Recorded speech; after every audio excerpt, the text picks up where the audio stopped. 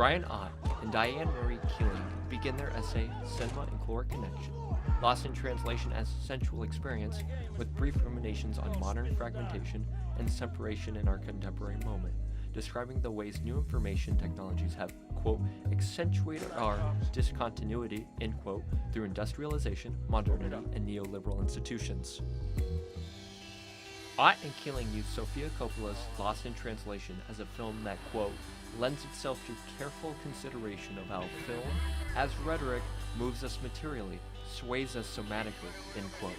Specifically, they argue for the film's Choric connection, showing how aesthetic elements like pacing, color, lighting, sound, and tactility invite, quote, sensual, affective experiences that cannot be adequately accounted for.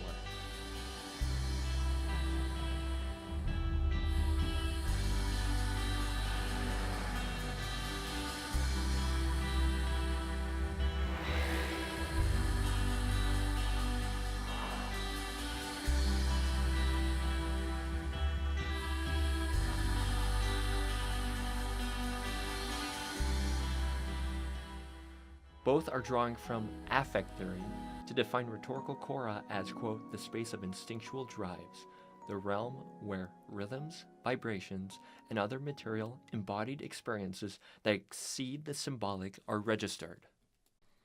As I see these characteristics in Coppola's Lost in Translation and largely agree with Ott and Keeling's analysis, I argue that Michael Mann's films, specifically the ones involving his experiments with digital cameras, extend cinema's Choric connections and affective dimensions.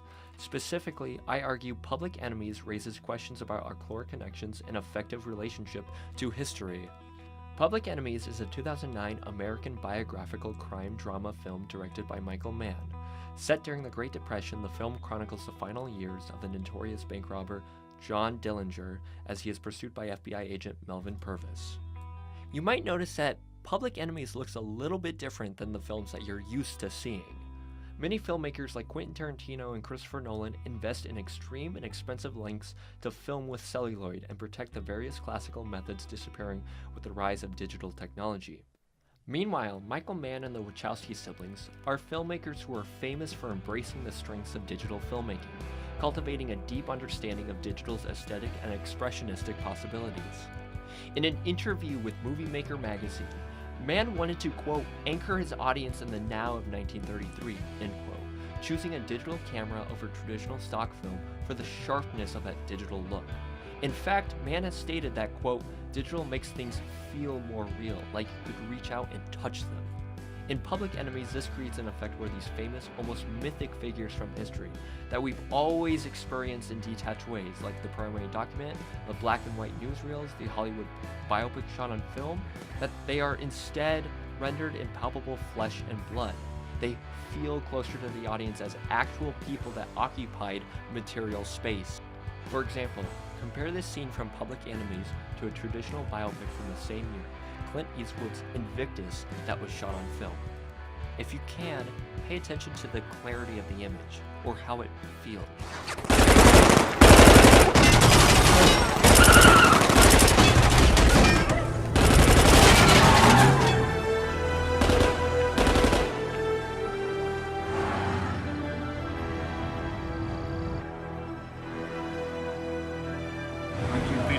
You too, sister. Come here. Now, let's compare this to Invictus.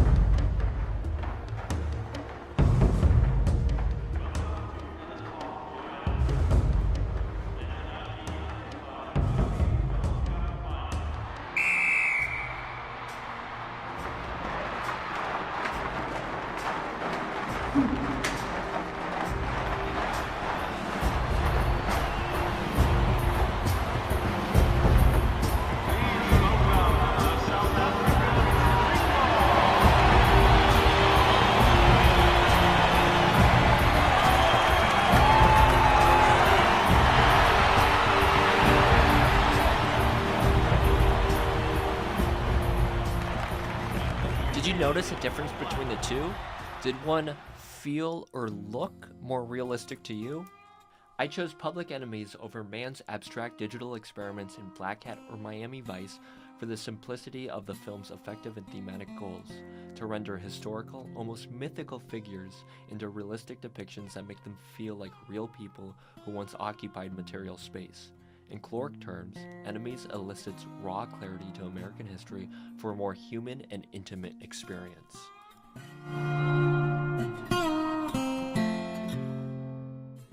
Overall, while Ott and Keeling demonstrate how Lost in Translation uses color and objectivist shots to elicit mood and atmosphere, Mann manifests a similar effect, but with the type of camera he shoots Public Enemies with.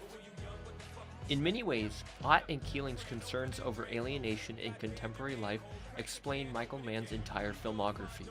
Committed professionals and technicians trapped in dehumanizing institutions, the cogs of modernity, and neoliberal systems that render human interaction and relationships as frail and fleeting moments.